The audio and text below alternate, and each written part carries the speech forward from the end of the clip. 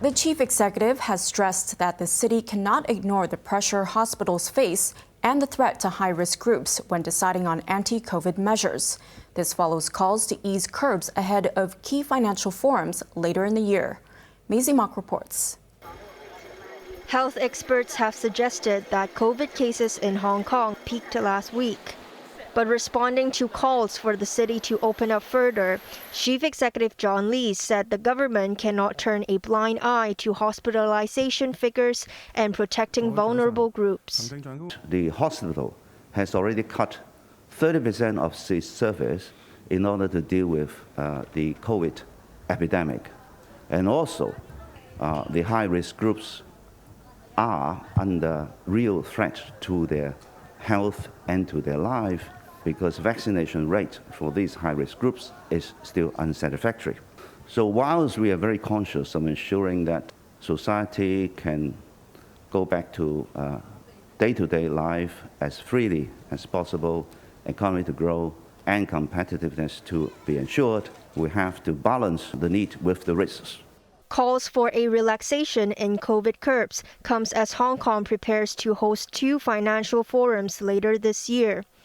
The government-organized FinTech Week, starting on October the 31st, clashes with a similar event in Singapore.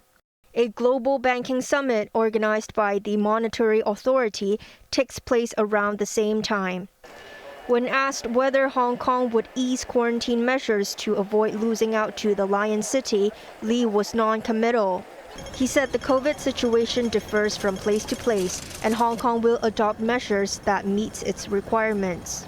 Bloomberg has reported that Standard Chartered Chief Executive Bill Winters will attend the banking summit. Maisie Mock, HKIBC. Members of Hong Kong's COVID-19 expert advisory panel have reportedly been ordered not to express conflicting opinions. We welcome, of course, different opinions, and we always exchange views freely.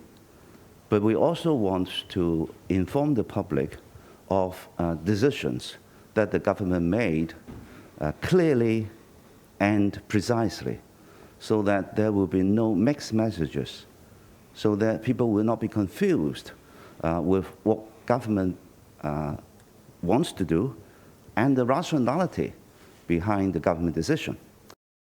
Sources told the South China Morning Post that the 6 specialists on the panel were given house rules in black and white. They were encouraged to explain the government's COVID measures, but refrain from expressing contradicting views.